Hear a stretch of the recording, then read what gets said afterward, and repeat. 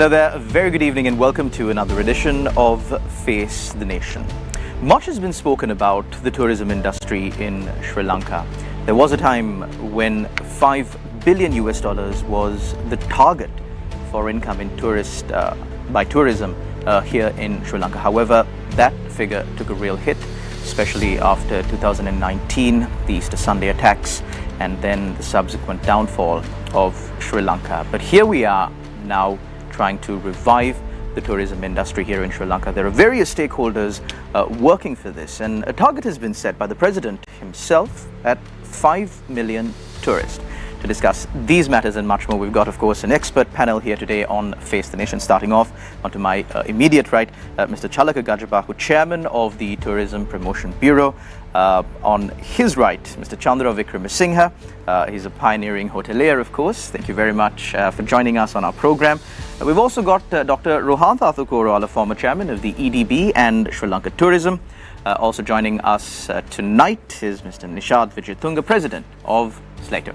Thank you very much, gentlemen, for joining us on our show. And not forgetting, of course, our journalist today, Mr. Niresh Eliathambi, who will be asking the right questions on behalf of the people, of course.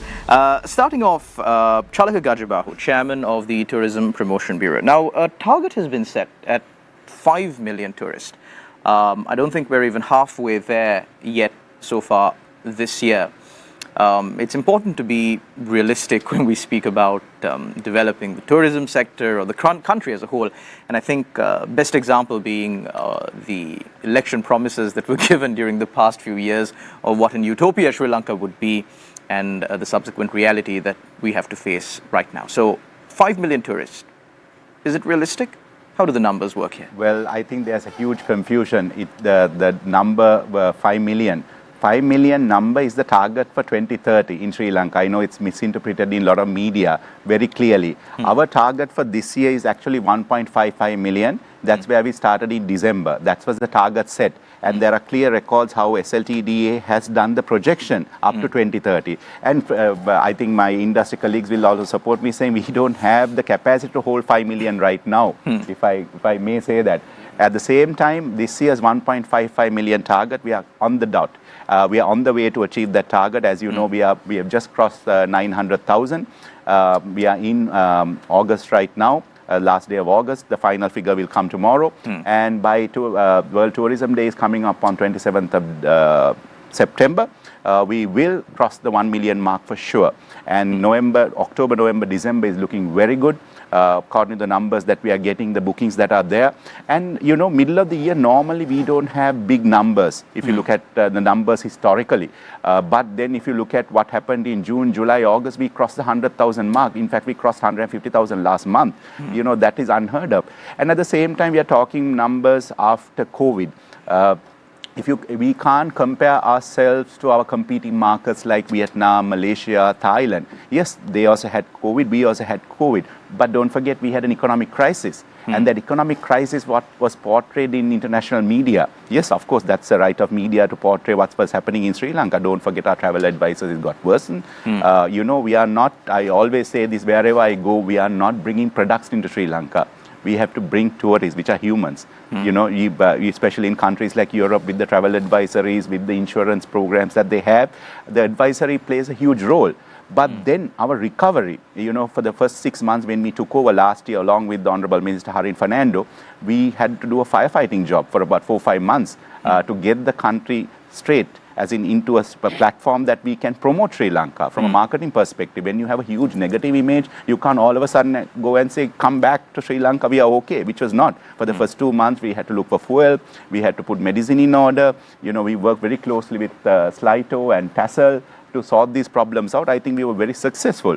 So then we started our first program with an Indian roadshow, which is our big brother next door, which was, you know, much easier to convince them. We did a lot of B2B programs, and then slowly we started taking part in travel fairs like the WTM, ITB, the Fitur in Spain, which was quite successful. I must say, but we can go into detail. So I want to make the clear clarification. This 5 million target is set for 2030, and out of which President's target of 2.5 million has to be high-end tourism, which is the luxury platform. I think Chandra will touch upon this, in terms of how we are going to attract those markets, and the infrastructure has to be developed as well to get the 2.5 million target. I think Rohantha might add a point or two on that in terms of infrastructure development. So we need to develop the product.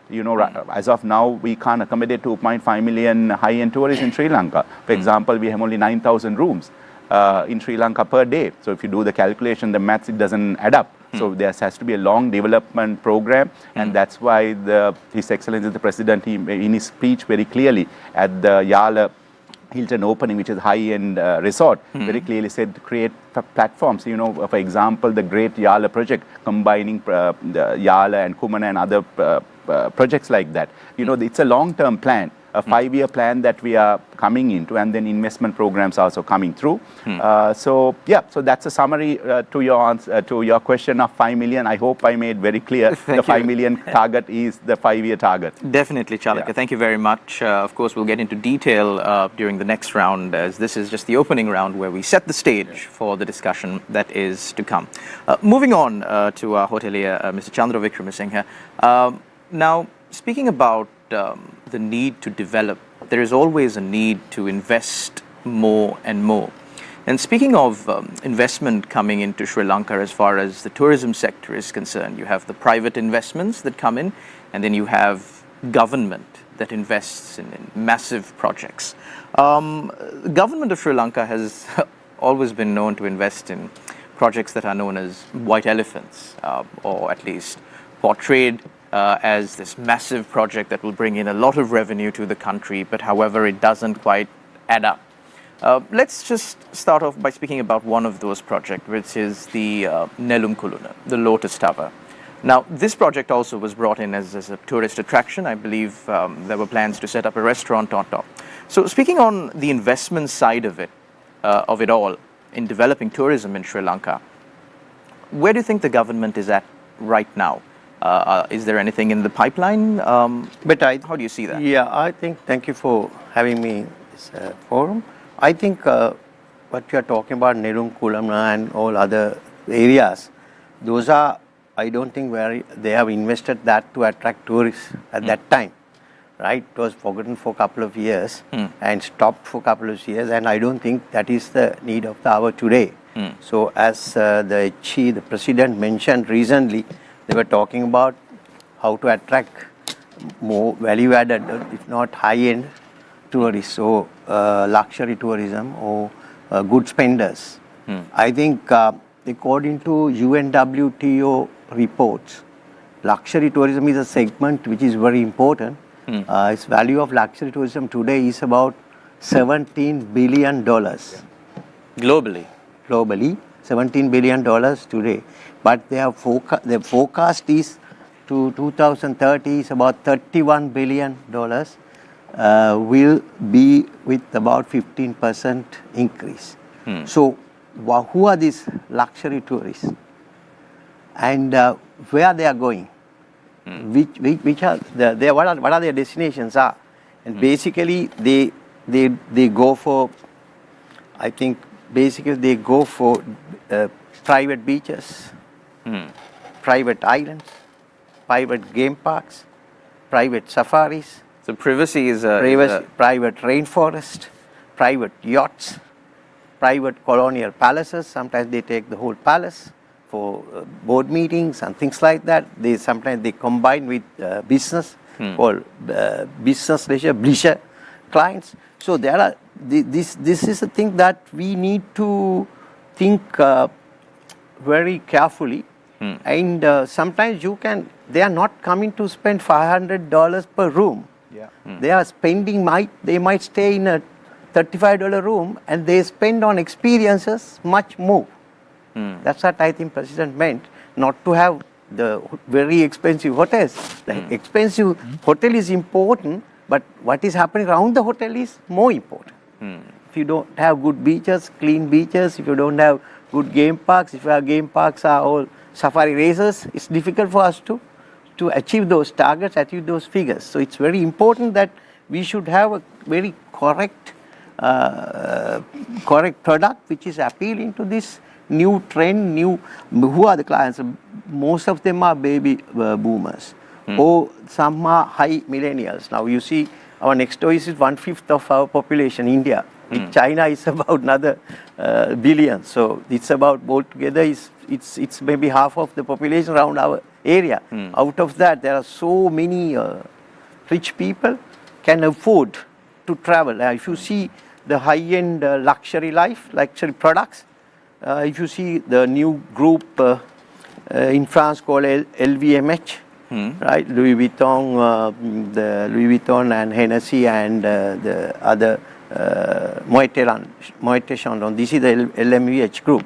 Now, under that umbrella, all these shops you get it in China. Now they are moving to India because these are the trends. They are very, very rich people are getting to this trend. So these are the people who are traveling also to certain upmarket destinations. So we need to set up a very not only high-end hotels, all other facilities also must be high-end. Our beaches has to be high-end.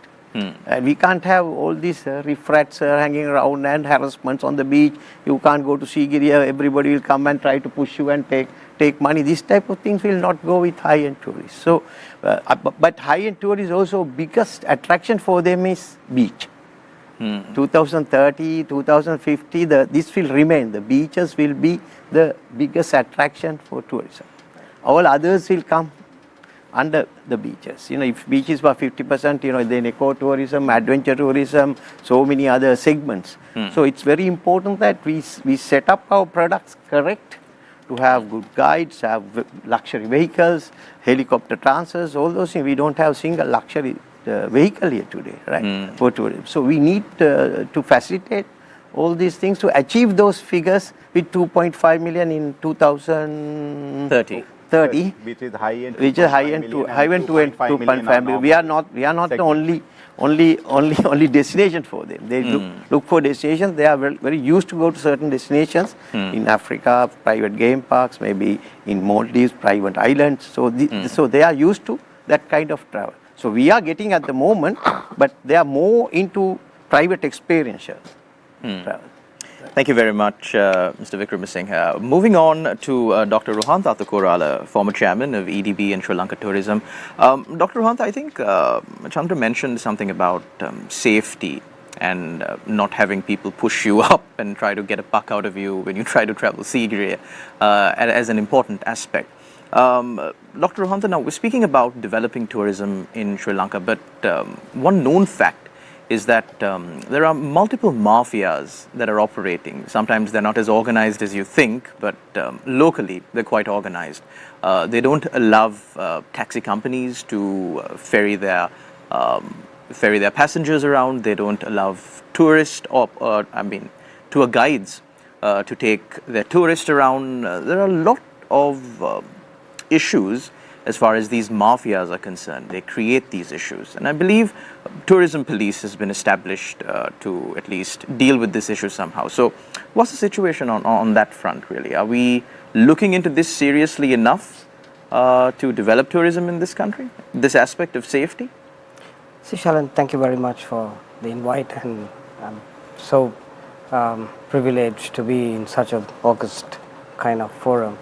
I think first of all, we need to actually congratulate His Excellency for giving a very clear direction in terms of saying we are going for 5 million tourists, and then of course how it's broken down in terms of a stack up.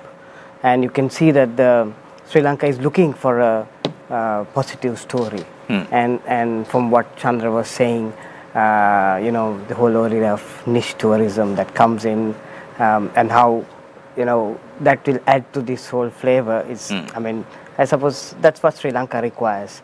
But I think the point you address so much is important, Shalan, because we need to first look at the bigger picture here. We need to understand how does tourism play with the whole development of the country, so that you don't have this mafia and all these other kinds of issues that will crop up. For instance, you know, if you look at current situation, we have a shortage of eggs. Now, I mean, it's great that we are going in for a 1.5 million tourists, that's fine. But then the question is that when you have 1.5 million in your country and you have 22 million people who are struggling to make ends meet, 75% of the people have reduced their consumption of the groceries and their food bill so that their kids can go to school. And that's the latest Nielsen data that came out last month. So the question is, how do you balance this? Because otherwise what happens is you skew yourselves to one particular industry and then the country suffers with regard to the basic living. And then only you have all these mafias and you know, you have these kinds of groups that come in to see as to how they're going to exploit it, how they're going to deter it, and sometimes, you know, there's the haves and have-nots coming into play that gets this up going. So the point I'm saying is that you have to take a balance between tourism and exports, manufacturing, because globally what we see is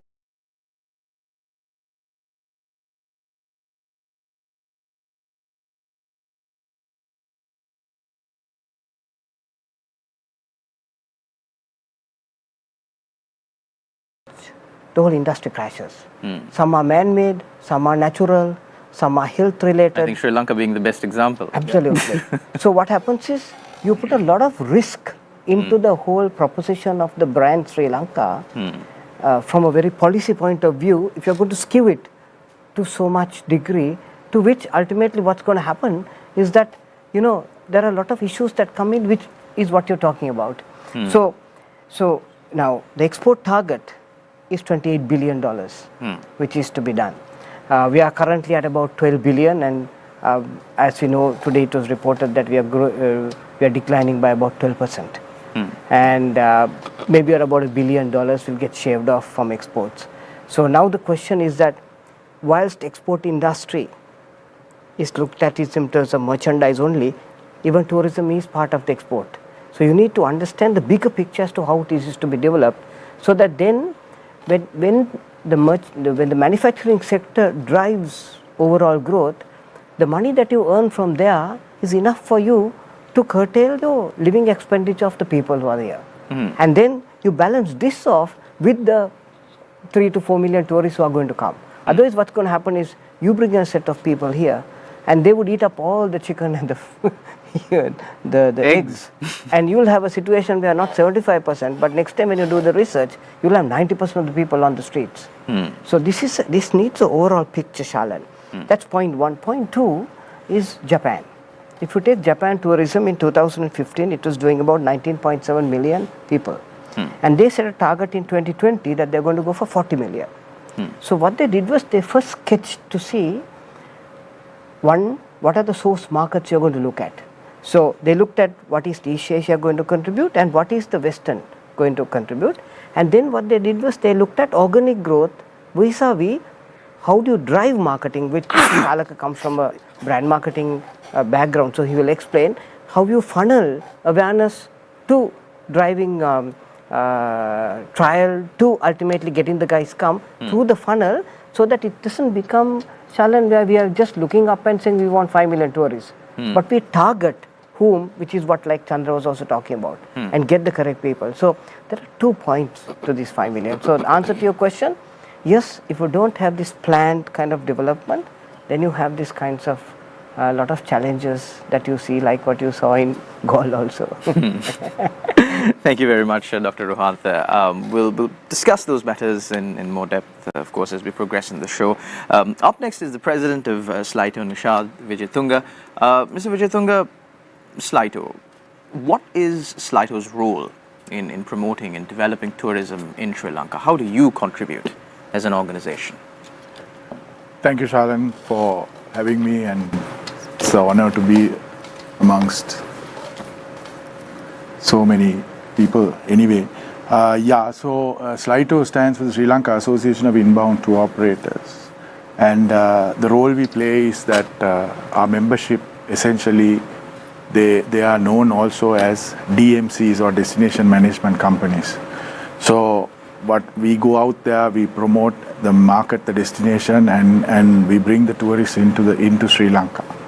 And we also, what we do from that side, and then on the other side we package, we make package holidays. It's a very old term, package holidays, but you understand it better when you put it like that, which is why I'm using the term. So we get the hotels, we get the transportation, and then we get the guides and whatever sites involved, and then that's the role that we play. So essentially, Sligo membership are the ones who actually bring in the tourists into Sri Lanka, a majority. So going by report that was done in 2020 based on 2018 figures by EY, Sligo's DMC contribution to hotel room nights is around 62.5% of all hotel room nights for 2018 was through Sligo membership.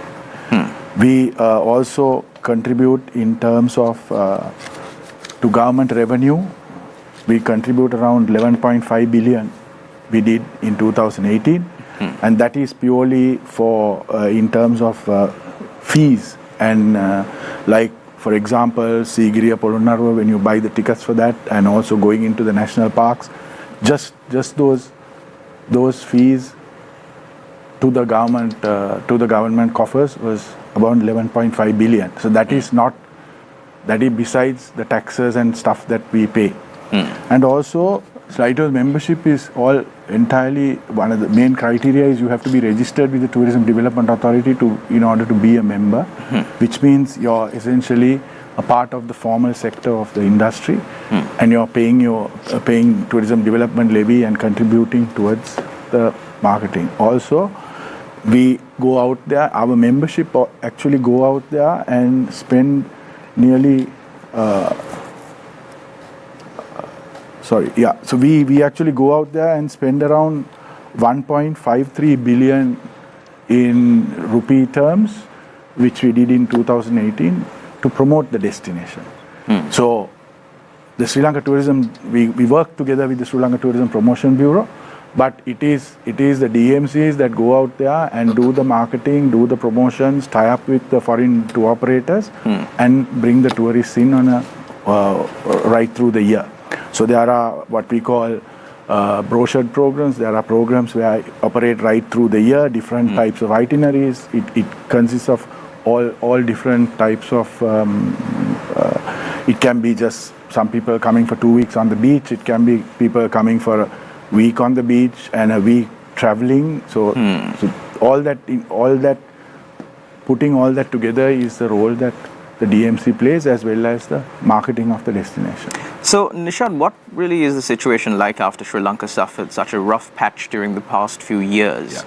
How good is the situation, or how bad is it? Right. So, well, we went through 4 years of multiple crises, as you know, 2019. And then actually 2019, after the Easter attacks, everything just came to a halt, because no sooner there are travel advisories, then people stop coming. So basically, we have... And also the fact that hotels specifically were targeted during the 2019 attack. Yeah, because we went through a 30-year war, and tourism did reasonably well even during that time. I mean, we did some good numbers right through that period.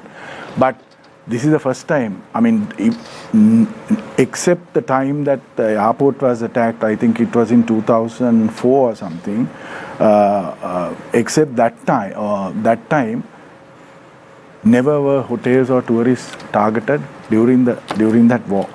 So this was the first time, and obviously it was a pretty bad situation. But that said, we managed to get the situation under control, and by June, so this was in April, by I think middle of June, the travel advisories were removed and the thing started slowly coming back. Of course, traditionally May, June are low months, and even half of July, then we start picking up again in August. And then, of course, our traditional markets, which is the West and Europe and UK and all of those Western markets, their it is their winter season that is kind of becomes the peak for us here in Sri Lanka. That has what it has been traditionally. But also just before that, we saw with new markets opening up like China and India, we saw things happening right through the year. So at least we were hopeful that by in 2019, come November, December, things started slowly picking up. And actually, I think the January, February, March of 2020, we were really getting back to pre-2019 numbers. We're getting pretty close to it. And then of course COVID happened. Then came, so that was another 2 years, and then again around, I think about towards the end of October, November in 22, started picking up again. And then in 21. And then of course the economic crisis happened. And we still managed to get some numbers in up to about April, May, but then again the travel advisories came. So no sooner the travel advisories come, things stop. And then of course things changed since about June, and then we went through the crisis, and I think Chalaka explained all what they did from June, which is fantastic, and I think the entire industry backed them, and we all were together in this whole process. And I think we did absolutely the right thing by going to India first, and we can already see the results. By November, December last year, we saw the results of going to India.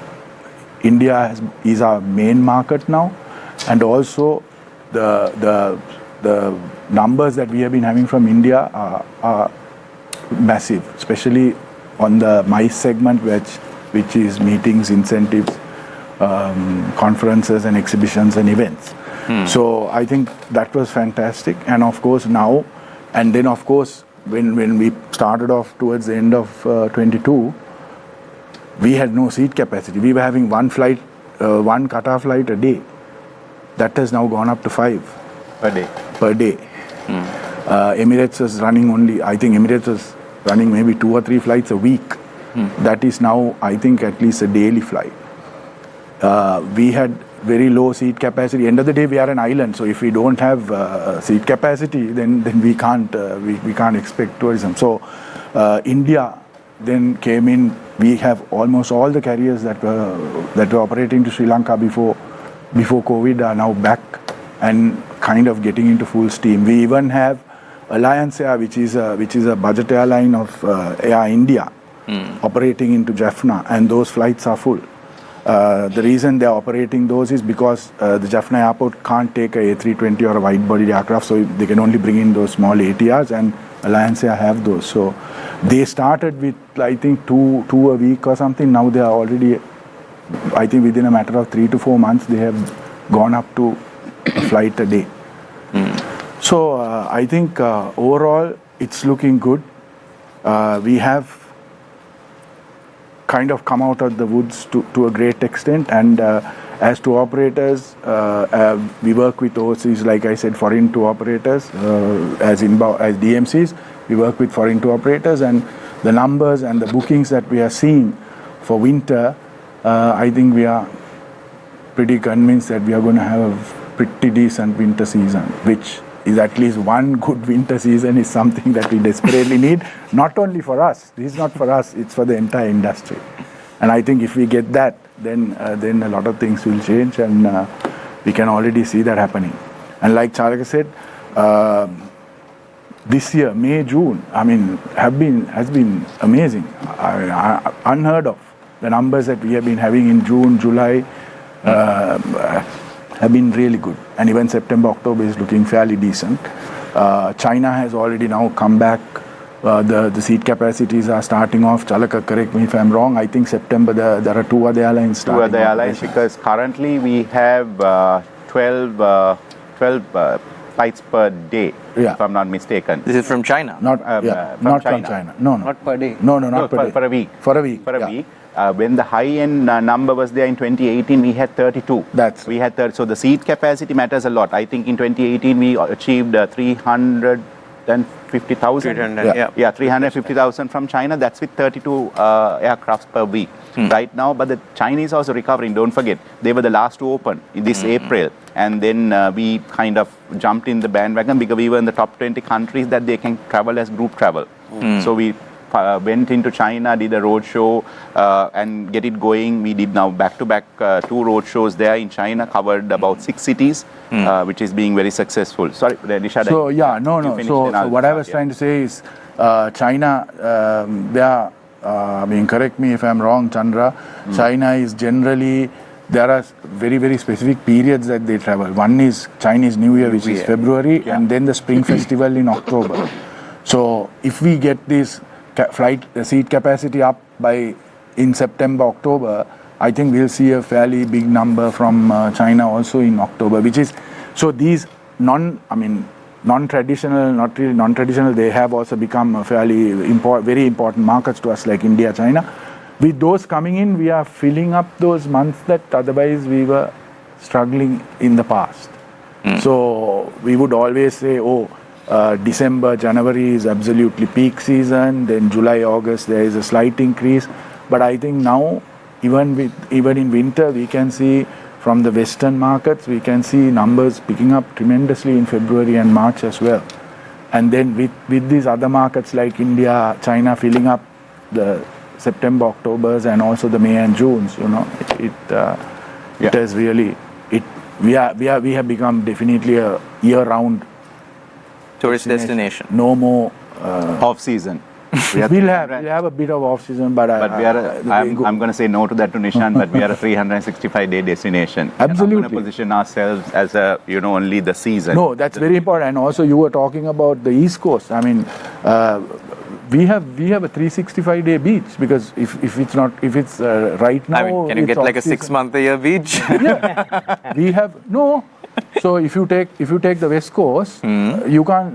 You mean visiting the beach? Yes, exactly. There's some part of the country that you can go to, whether it's the east, the south, or the west. During the off season on the West Coast, we have the East Coast, and now the East Coast is also developed to a great extent. Of course, we are still lacking some capacity in there, but and also it needs to be marketed. Yeah. So if that happens, then even for beach seekers, we can offer something right through the year.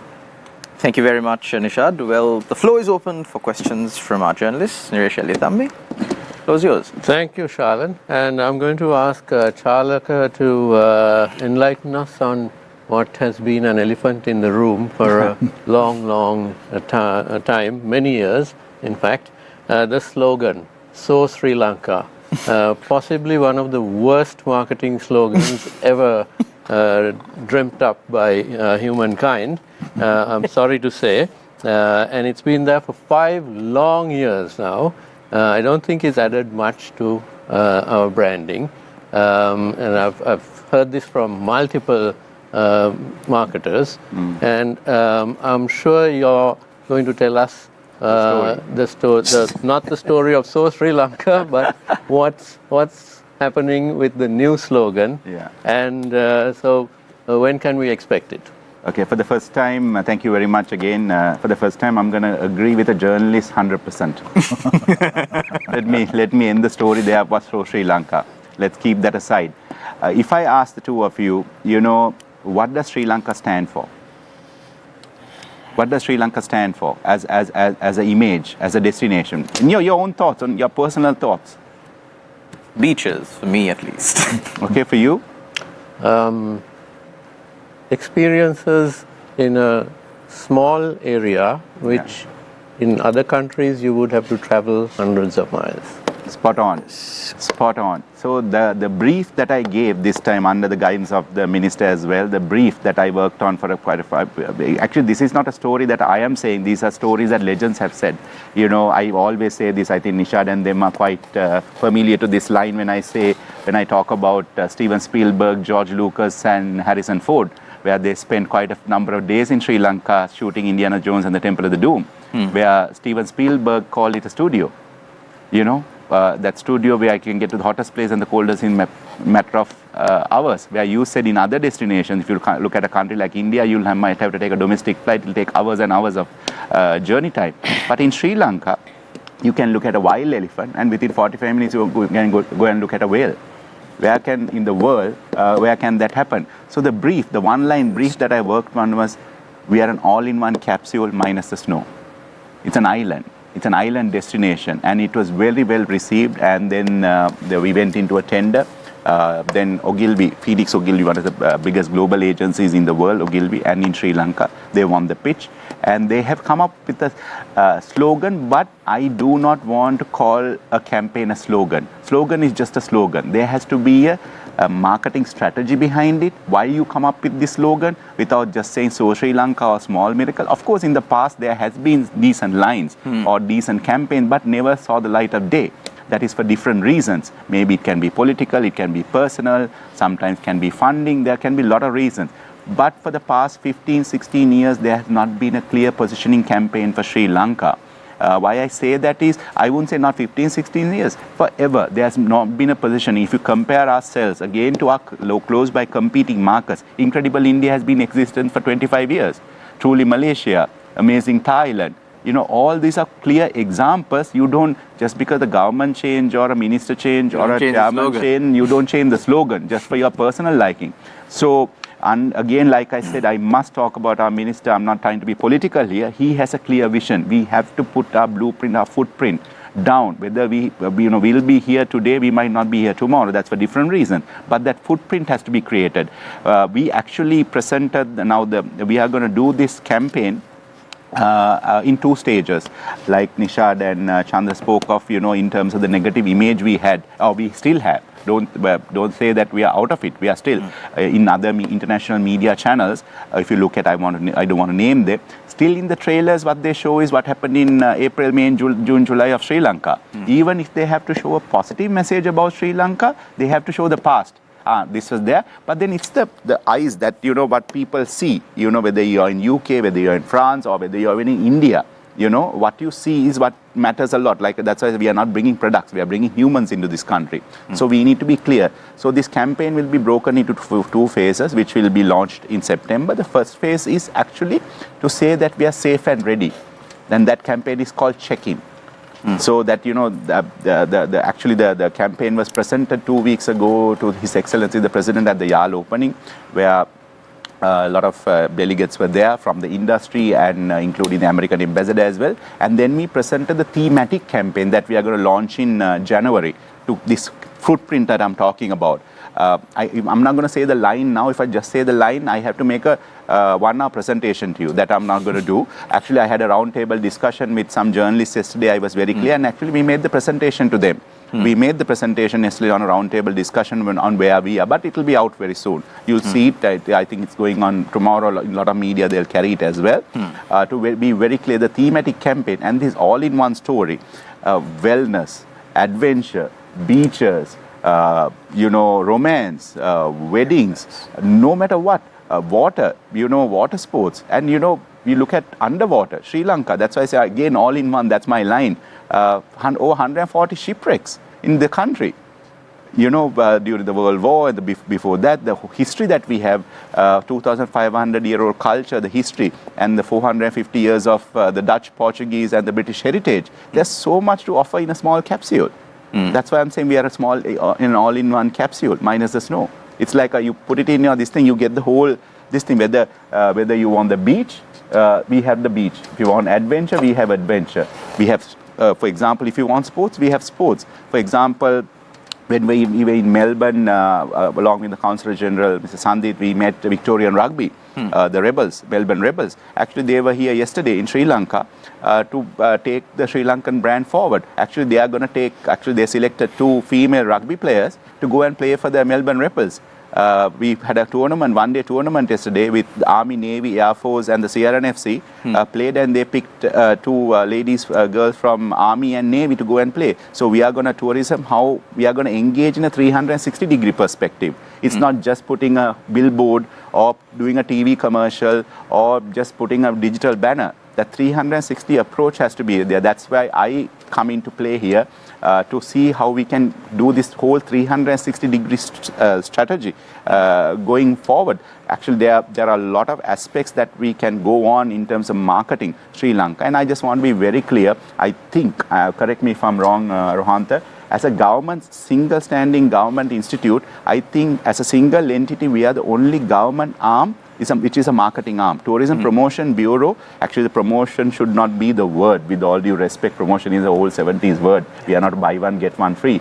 We are the Marcom arm. We are the marketing communication agency to market the biggest brand in Sri Lanka, which is Sri Lanka.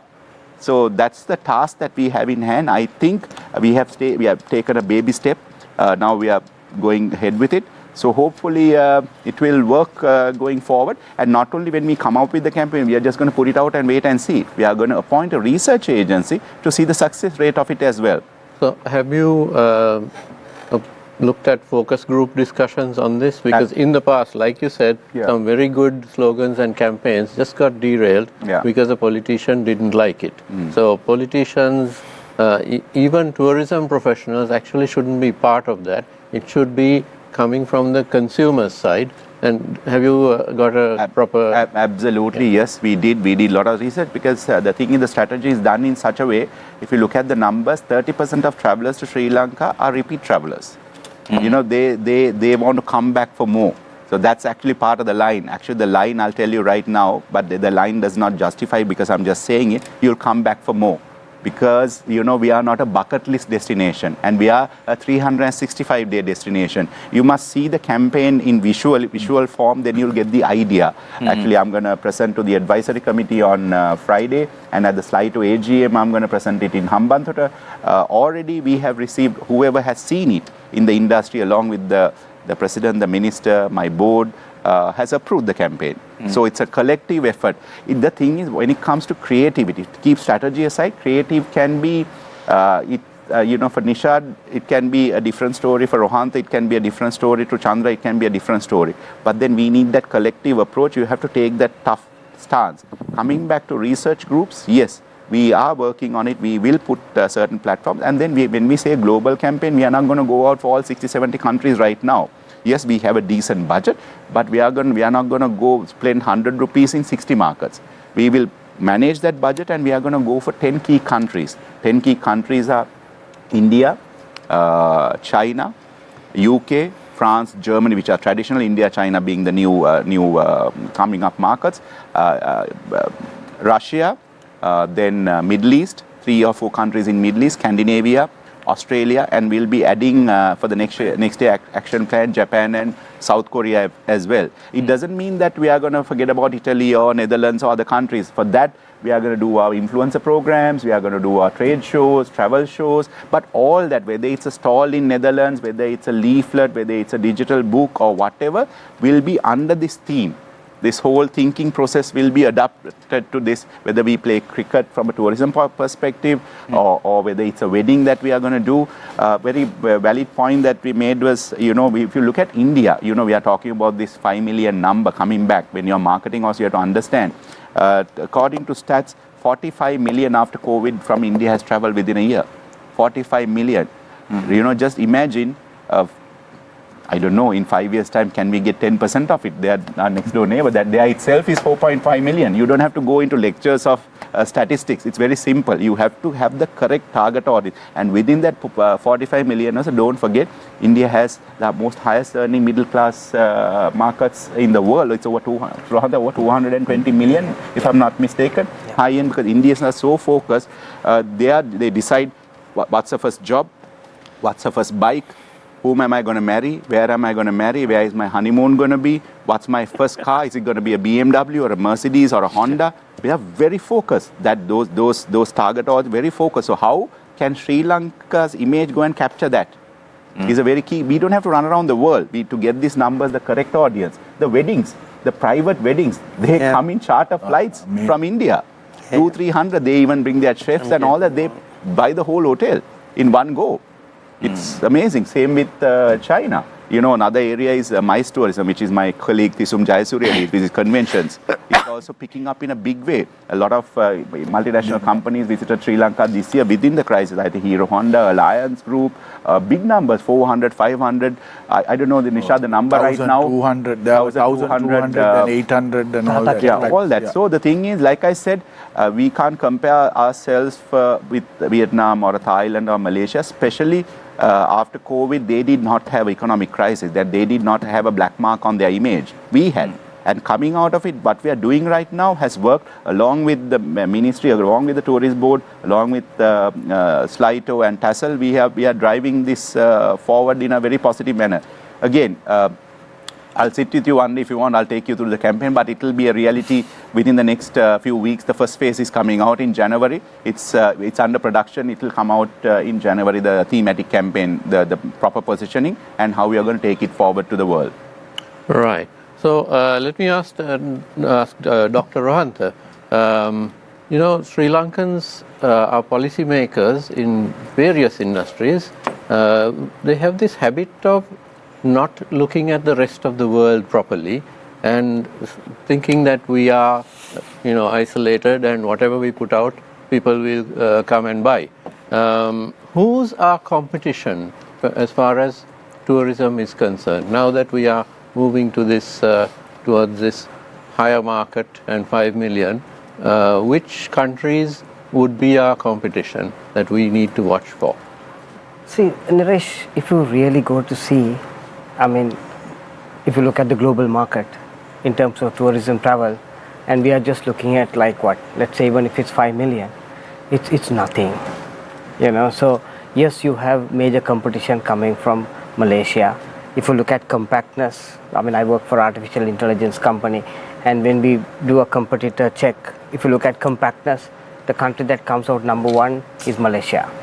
But if you look at history, which is the prime reason as to why people would come, is what comes out from the reviews, the key competitor happens to be India. So for different reasons as to why people would come, your competitor would change. But I think what's most important right now is that tourism belongs to 22 million people. It doesn't belong to Tassel or Slito or the Tourism Promotions Bureau. How does this 22 million people support this government and the overall thrust of the country is what right now we need to do. The point that Shalan was making is so valid. Why would you want to kill a goose that lays the golden egg? You know that tourism is bringing you money. And like what Nishad explained, if they are bringing in 62% of the tourists into the hotels, they know that in the next 3 months, things look so positive. Then the question is that we need to learn to behave in a way that we make sure that people would want to come to us. And if the positioning is saying you will want to come back more, we got to live up to that promise. So I think whilst you have this whole global marketing campaign going through, I think there should be also a campaign that focuses on the people inside the country, that they need to be responsible towards making sure that we live up to the promise that is communicated. And the point that Chalaka said is so valid. If you take India, even you had Modi coming in with a 63% mandate, he didn't change Incredible India. Same thing happened with Maldives. You have had successive presidents in Maldives, but the sunny side of life continues. So it's very important that once you agree an overall strategy as to how you position a country, that you have to make sure that you maintain that positioning for the rest of at least 2 to 3 years, so that you carve out a certain image where people can come in. So the answer to your question, Naresh, different reasons as to why people come, your computer landscape can change. But the question is that, the kind of people that we are looking for and how many people we are looking for is so small. It's 0.01% of the total population of the target group. So, but we also have to keep in mind that when it comes to Indians, when a research was done, Indians say that when they go abroad is Malaysia. You see, so there are perception issues also that needs to be addressed. But I think Slito is aware of the fantastic campaign that was run early part of this year on a thematic campaign above the line that was done. And then when the KPIs were done on the brand health, you could see very clearly in terms of comprehension, in terms of impact, in terms of attractiveness and recommendation. India's all the health indicators are so strong. So it was a classic case study of where you have a campaign above the line and then you have the below the line campaign, like what Chalak was talking, that was done on road shows. If you do it properly, you get the correct type of clientele coming in. So let me If I ask, may, I just want to add, Rohantha was spot on when it comes to our 22 million people. It's very important that what he mentioned, I think we think alike in that platform. Actually, we need to remind people who Sri Lankans are, the 22 million, the warm hearts, the warm smiles. You know, if you remember during COVID, there were, when foreigners were stuck in Sri Lanka, some foreigners were taken to their own houses. The Sri Lankans took them to their own houses. I think Nas Daily did a video. The famous blogger did a video on that, how hospitable Sri Lankans are. So we need to remind them, yes, we are talking about the chicken and the eggs and all that, but then we need to tell them we can't give false promises. It's not going to be overnight that we are going to get an egg at 10 rupees or overnight we are going to get a milk packet at 500 rupees. But how tourism can play a big role to do so in terms of safety, in terms of the image, we are going to do a domestic campaign to remind Sri Lankans who we are. Right, you know, how to welcome these foreigners and the tourists who are coming into the country. It's in process, Rohantha, right now. Hopefully we'll get that out during winter and the first quarter of next year, and that will be a continuous process, and we need the media support on that. It's a kind of a CSR program, corporate social responsibility. Don't forget, I don't know whether you remember, during the war, there was a dip, then there was this massive campaign that came out to bring the forces, and bring the soldiers, school leavers and all that back to as in bring them to the forces. That actually the country woke up. Now what we need is an economic revival. For that economic revival, we need to tell our 22 million people, yes, it's not going to happen overnight, but slowly. The gradual growth that we've had in terms of inflation and all that, no one thought 12 months ago we will be here right now. You know, we were almost 6 feet under, 9 wickets down for 0 runs.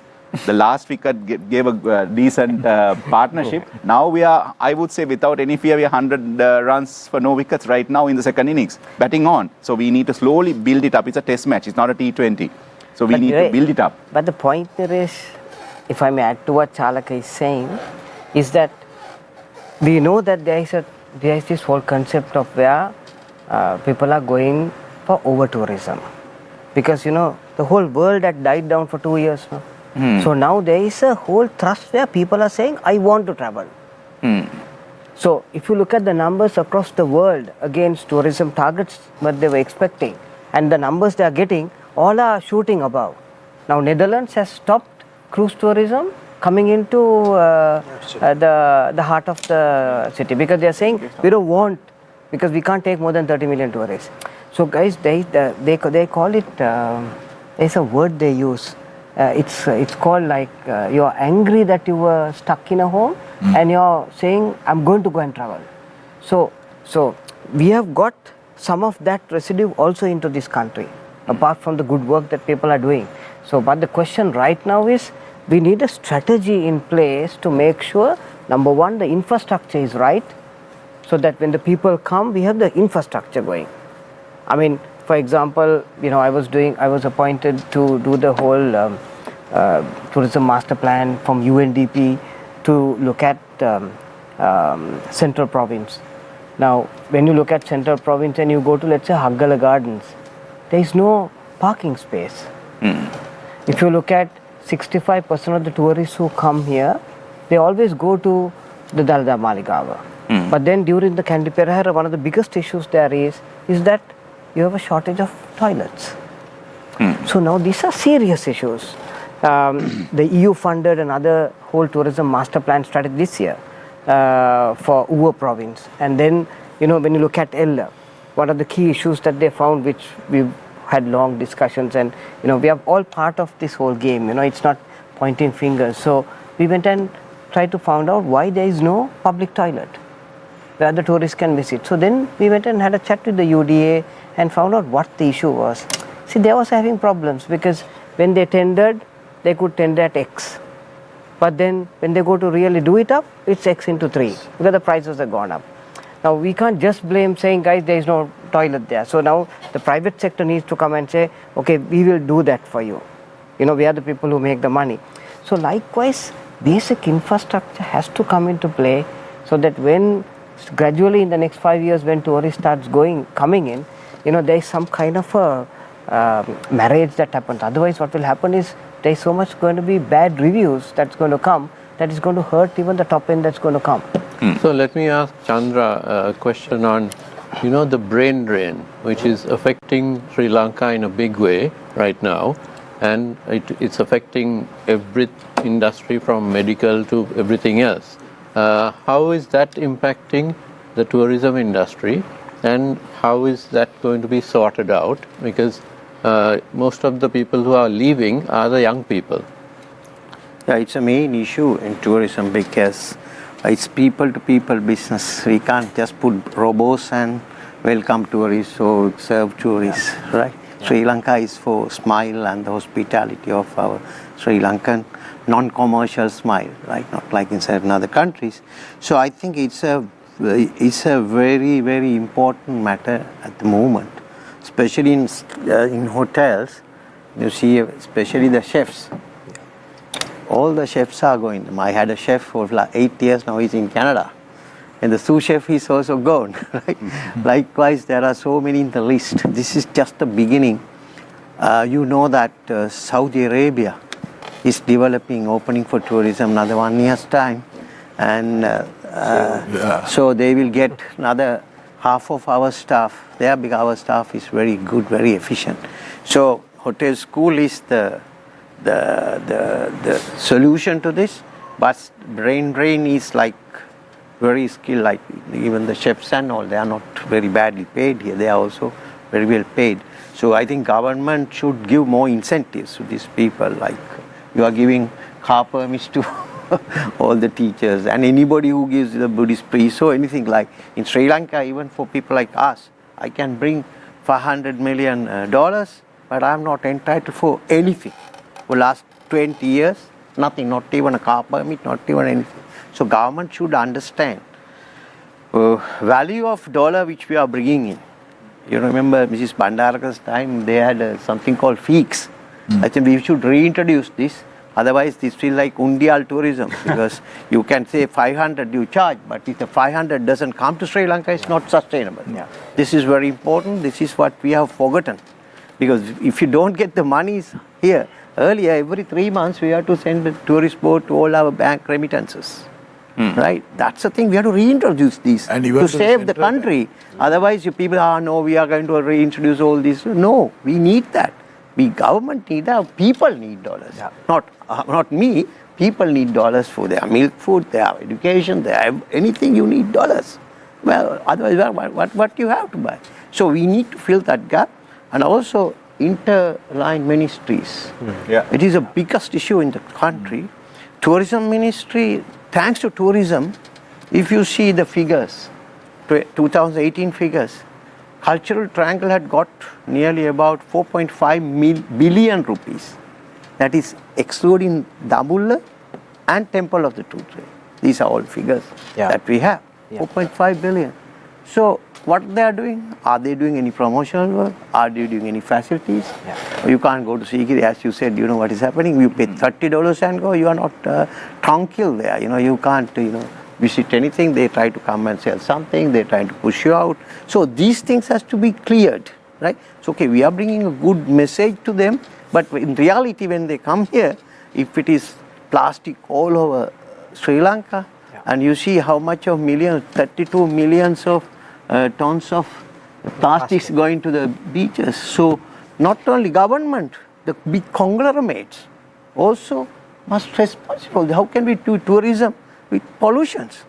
Everywhere plastic. I think you also should take care of this. When you put advertisements, like cigarettes you can't advertise. If you advertise anything with single-use plastic, you would danger to the environment or something like that. So, because that. But I think the government issued a circular saying banning single-use plastic. Yeah, but you see, if I open a television, any television, inside the Petra book or it's Yeah, Bonda berry, Kanda berry, that type of bottles. Every time plastic bottles. I think it's not possible. No, I think what Chandra is saying is absolutely valid. And what you say, but then I think also there should be a replacement. I think. No. Your replacement story, I don't agree. We'll have another show. I think we'll come back on track. No, I'm coming back to track. Yeah. That's what he said. Diversity, authenticity, and compactness. Yeah. Right? To go ahead with these three platforms, we need to have a clean country. Yeah. Plastic-free country. When they come, you see elephants, right? See an elephant and come to see the map. Yeah, that the Spielberg came 25 years back. Right? More than that. More than that. Now it's totally different. Yeah. With the last 5 years, 2018 to 2023, 1,850 wild elephants being killed. That is more than an elephant per day. So this is what we are going to show. So another 5 years' time, do we have elephant gathering? Do we have elephant to show them? Yeah. You will have ways to show them. Nothing is. Now, since Chandra spoke about this aspect, I'd like to direct this question to Shalaka now. Shalaka, you spoke about a super luxury hotel for high-end tourists being open in Sigiri, I believe. Yeah, that's not the only one. That's yes, the latest, that was the latest one. So that actually reminded me. You said that the people of Sri Lanka also need to buy into this concept that we're a tourist destination, how we should act, because like you said, we're not bringing in products, we're bringing in people. And one thing that I saw, at least on my socials, when the opening of this specific hotel happened, there was a post put up by this entity itself saying, you can wake up in the morning and say and be greeted by a tusker in the morning. And there was a little bit of backlash on that, on the point that what would you expect if you go build a hotel in an elephant pass? So how do we address the sustainability issue here? Because yes, of course, it's good to be in nature. It's good to be amongst the birds, the animals, the elephants, all the peaceful creatures at least. But we need to protect their environment, their habitats, and be mindful of not to encroach on this, because it's easy to say let's develop tourism, let's set up hotels in all of these sanctuary and reserves, and increase our room numbers and experiences that the tourists get. But once they come and leave, is it sustainable? Well, I'm going to take the first one. Yes, I'm not going to talk on behalf of a private entity here. Yes. But it's not the only place that is in that area. There are a lot of other 5-star, 4-star properties in Yala, and you would have seen in social media these elephants go and eat in the buffet in other hotels. So I will not comment on that because it's a private entity which posted that. Yes, there. No, I'm speaking of the backlash. The people's perspective, at least. How do you deal with that on a marketing level? It depends. The thing is, I can't. When for a private company or an entity, when that happens, I can't go on social media and say right or wrong about it. What we can do is, especially in the global, from overall perspective, with the global campaign, we are going to have a PR marketing campaign as well. Actually, the 90% of our budget is going to spend on digital media and PR. Because now these days, TVs are getting out of context, magazines are out of context, because they have all gone digital. So that's going to work out. I just want to add one more point. I think you asked Chandra in terms of the loss of HR, as in especially in the industry, how it's actually, yes, it is. But if I talk on behalf of my colleague Shiranta and his team, who's leading Slidham and the hotel school, they have come up with a short-term program in all provinces to get a 3-month program for 2,500 students, and it's going very successfully. And it was introduced to the president again in Yala as well. That is going very well. But then again, it's a double-edged sword. Yeah. Our number one forex earner is foreign employment, but at the same time, we are having a brain drain. So where do you, it might be short term versus long term. Where do you strike a balance? Like I said, it's a double-edged sword. So we do not have even these 2,000. I think when we speak about brain drain, it's not just traveling overseas for employment. It's migrating entirely. Correct. That is the issue. Exactly. Yeah. The thing is this. How do you guarantee even they will do the diploma or the degree? They'll work in a international or a multinational firm here for a year. They will, like you said, they might go to Saudi or Dubai. So honestly, I don't know whether it's a salary structure or whether it's from a private sector perspective. That's something that we need to collectively look at and discuss. going forward. And also, I think you were talking about the campaign that you're planning for the locals to understand about tourism and things like that. But I think we did this a little bit in the past through Slido also. But I think it's important to also educate the people in especially tourism areas, how to encourage their children to actually come into the tourism industry, because there is sometimes there is a bit of a mental block. They don't want to get into the tourism industry. That is one of the issues we are having with regard to HR shortages of people and things like that. Chandra, I'm sure you'll agree. No, in the tea and the apparel industry, they did a campaign to increase the dignity of labor. So that, then people like to come and join in. But your question, Shalan, about this thing of whether you have encroached into forestry and see the sustainability of it. Yeah, but the question is that anywhere in the world, this argument comes up. Even in Kenya, as soon as you had ABC brands coming in and they started setting up near the Mara and the Samburu, straight away this whole story came up. So those are strategic development decisions that had to be taken. But I also want to mention one thing. See, there are 28 approvals that somebody has to get before the construction happens, and it's a nightmare for somebody to come and build anything in Sri Lanka, right? So if somebody is doing something absolutely wrong, they always get caught up at some stage. I'm seeing this because we are hands-on on this industry. We see some properties where the hotel has come up, but then from there onwards the golf course can't be done up because the environmental authority or the wildlife has come in and stopped it. So in that sense, there is a check and balance that happen. I mean, from a practical end, I'm saying. But these are the kinds of strategic development is required, Chalan. If you take Central Province, I don't know whether you know this, but it's a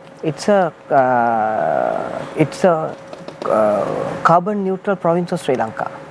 The forest cover in Central Province is 63%. The water gate of Sri Lanka is starting from Central Province. 4 out of the 8 UNESCO heritage sites are in Central Province. And now that area can be marketed and communicated to the whole world that it's carbon neutral. Where you tend to attract people already coming in not only from outside but domestic. There is 25 million visitors who go only to Central Province. Now if that could be moved to 40, you can just imagine the kind of the wealth creation that happens in that area. So likewise, what is required right now is not tactical. What is required now is a little bit more of a strategic roadmap, so that then you avoid issues coming in. One area I again go back is, do you need to put so much of emphasis on tourism when you should put your emphasis more into manufacturing and export, right? Because that makes a country much more stable. While I love tourism, since I've read... Dr. Rohantha, you're speaking more as the former chairman of EDB. Actually, I'm talking more towards Sri Lanka brand. You see, otherwise what happens is like for example, there's meningitis story coming up. It just goes around the world. And then that's for last 30 years. We had more issues there. And it's a very serious issue, because even if you take tea industry, everybody was saying that every time when you take a price increase, our tea industry will crash. But the industry has always grown. It's a very resilient country. Let me ask Chalaka, now to achieve any kind of target, whether it's 5 million or whatever, you're going to need investment. And for that, you need to entice investors to come and invest. And you're starting off on a bad wicket after all that's happened in the past few years. So what enticements can the government offer, and which you are from Sri Lankan tourism pushing the government to get the investors in? Actually, it's not only tourism. I think from a BOI perspective also, there's a program that is going on right now. When we go on our road shows also, we have a side investor forum as well to show the potential of Sri Lanka going forward. Actually, the actual program has been led by SLTD under Priyanta's guidance.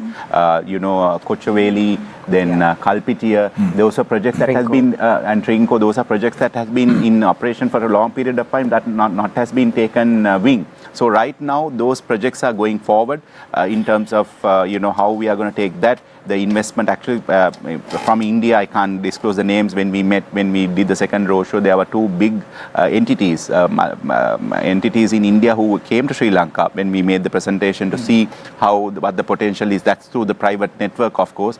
They are doing those. Yes, the thing is, but again, economy versus investment, where the countries like Rohantha said, we need to go through 28 ministerial. So that's why His Excellency the President. But Chalaka, is that a good thing or a bad thing? I would say I chip in because I invested about 18 hotels in Sri Lanka. Yeah. It's the biggest problem. Yeah, so but it's the biggest problem to get the approvals. Other thing, in Sri Lanka, where we can go and build even a house. Can you go and buy a land in Sri Lanka? Do you have any lands? Right? I'm talking about Vilpattu. I don't want to disclose my assets. No. I don't know this guy, but I'm telling you the difficulty to go and put a hotel. There are no lands. All the lands are owned by either Mahaveli, either plantations, either. But I think wasn't that the reason why a BOI was set up? One-stop shop, I think, is what it was BOI called. can't find you the lands, my dear. BOI can't find you lands. Only thanks to tourist board. Thanks to tourist board, even Yala the stretch was taken by Sri Lanka Tourism, and from there only they are giving it up. Pasikuda, Mrs. Bandaranaike too. Best example is Bentota development. It was taken by President Javadana. That was one of the best organized resorts in the Asia, 1960s, right? So we are not. We have a product. What happened to us is the war, then the Easter Sunday bombing, then the economic disasters and all those things. That's why people won't leave this industry. I'm telling you one example. I started only 10-roomed hotel in Galloya, wild glamping, in a jungle. Go and see Galloya, it's an unknown destination. You know what this month's service charge? 108,000 rupees per person. Go and ask. You are going there, you ask. You take, right? Because the environment, investment is small, but these are the products that people are looking for. Go out of the. But that land, I'm very lucky I got that land. It's the only private owned land. Now people are coming there, that guy by land. No. Either all the lands are given 2 acres to Suvarnabhumi, Jayabhumi, these are all bribes. And those lands, around Sigiriya, around anywhere, Anuradhapura, anything, are called Suvarnabhumi, Jayabhumi. They can't sell, they can't do anything on that. I think then they can make a deed, then do it is a forged stuff. So all these guys are not planting even a banana tree or a papaya tree. I think government should take those lands back and give it to the people to. A classic example is in Uva province. You have a beautiful area called Naramala. Beautiful, right? And everybody wants to go there, camping. But then straight away the wildlife and the environment has come and taken over, and they blocked it. And they said no, until all the rules and regulations are put where these guys are not going to put plastic, they blocked it. So there is some kind of check and balances that has happened naturally. Yeah, Rohantha, I couldn't finish what I was saying, to answer to his question. The President has now formed an interministerial committee where wildlife, tourism, culture, a few others, which is again SLTDA's participation is there in a big way. So that is going to be, for example, when he was in Yala, he went to physically see what was happening. The biggest problem is, whether you go to Sigiri or Yala or Kumano, where the ticketing issue. We have an old 30, 40-year-old system to issue the tickets. It's not digitized. It's not a huge process. It can be done in a few months' time to digitize the whole ticketing system. Huh? It's a tough one. Yeah, because there are a lot of digitized, it's out of order. the thing is, there are middle there are middle unofficial stakeholders. That's something that we need. The middleman. You need to cut the middleman. Actually, Trains, tickets. The trains, yes, but when it comes to the national parks, the system is there. I think the issue is that they are still sitting and writing this whole thing without issuing the tickets, and the booking system is there. It was working. it works, then it suddenly breaks down. So these are the issues that need to be That is solved. our And AR and that is FR. AR and FR. Now That is AR the- and FR has to go. Now this that is AR the and FR introduced by problem. British. There has to That's be what I was going to a say, for reform in everything. the process also has to The happen. whole process. For everything, Otherwise- that is the stumbling block. Yeah. Now, for example, Whether it's tourism, whether it's, and also, I'm really happy that the president has created this line ministry committee because it's a nightmare for tourism, for us, especially as DMCs, because we are the guys who have to do the ticketing for the wildlife parks, for the various different sites, which all come under different ministries. So trying to get something sorted out, get something done is nearly impossible. Gentlemen, I think we've had a really productive discussion. However, time can has go on for hours. time has been flying, and we've been given a very strict deadline today. So let's get into the final round, where each panelist will get 1 minute, unfortunately today, because of the time constraints, to make their closing statement. Let's start off with the president of Slato. What is the way forward for Sri Lanka tourism, in your perspective? In my perspective, we need to look at moving forward as a sustainable destination. The way, and that is the only way that tourism can be developed. Because end of the day, what are we marketing? We are marketing the destination. What we are marketing in, and what we are selling to the tourist are the natural heritage that we have, like in terms of scenery, in terms of wildlife, in terms of whatever. So if we don't protect that, and if we don't protect the communities around that, and if they don't benefit economically from this thing, which is all part of sustainable tourism, so I think the focus should be on developing whatever the numbers. It has to be done in a sustainable manner. We have to do carrying capacity audits, especially in the very popular sites. I know Rwanda has done some work in Sigiriya, but those things can be adjusted by, very simple things. You can just adjust the opening closing time of a site and manage it. Or you can say locals, historically what are the times that the locals visit. You put a earlier time slot and say this time is for the foreigners. At the end of the day, take Sigiriya for example, a local pays 5 rupees or 25 rupees to go up Sigiriya. I think $100 now. Okay, $100, right. Big improvement. Foreigner pays $30, right?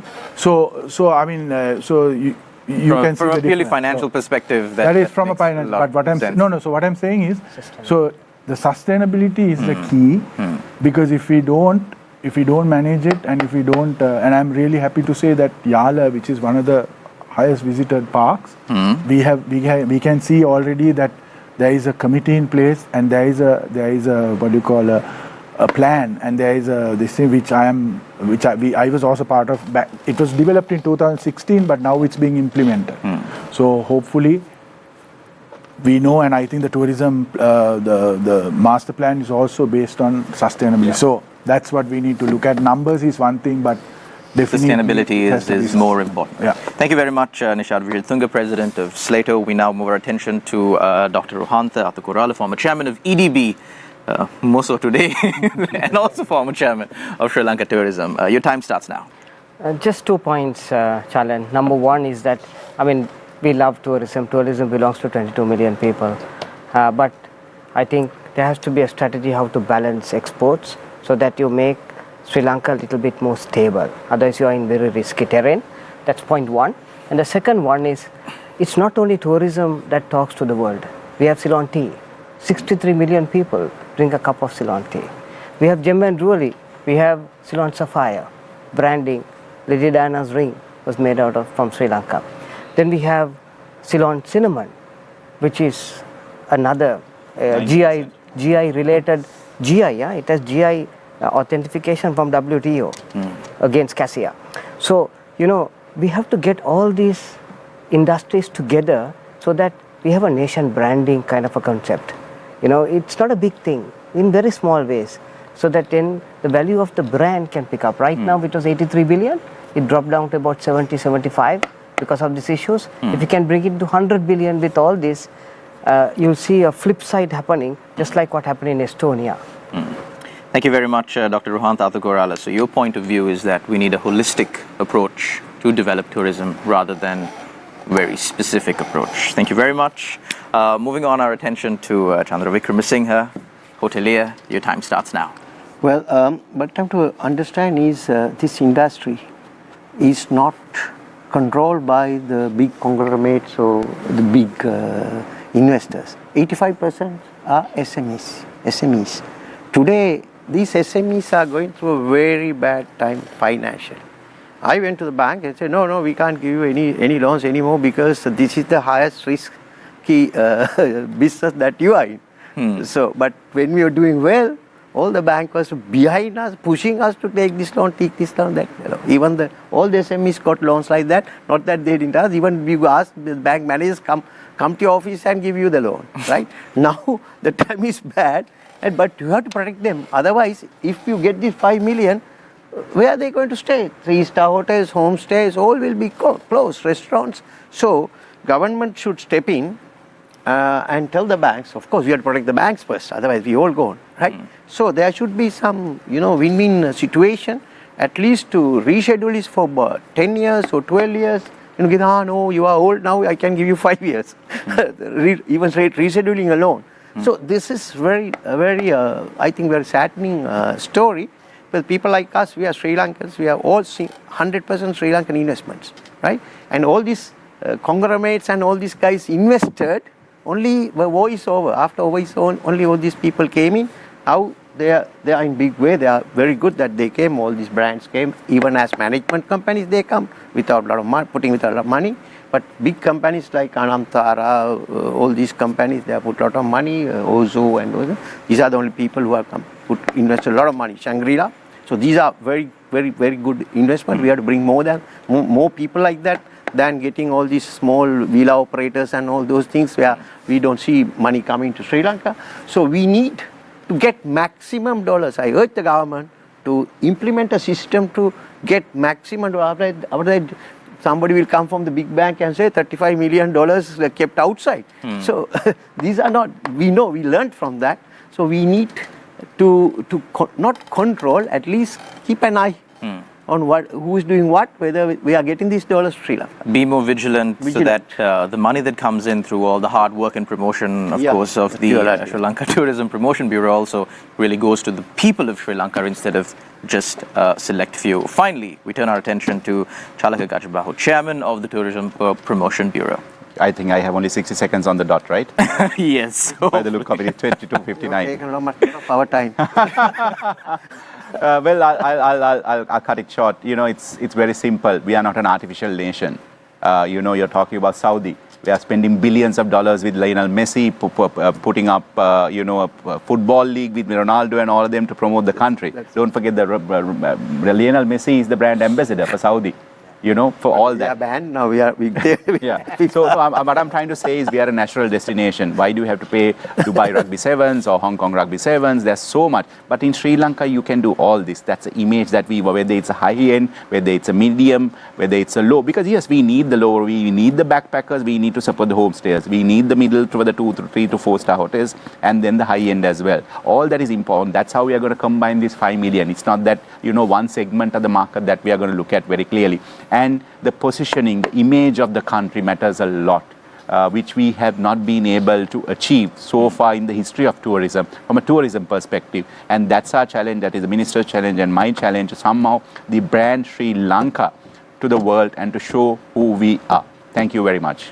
Thank you very much, Chalaka Gajabahu, Chairman of the Tourism Promotion Bureau. Thank you very much, Chandra Vikramasinghe, Dr. Rohantha, as always, and Nishad, thank you very much for joining us on our show. Thank you to our journalist, Niresh Eliathambi, and thank you very much to all our viewers for tuning in.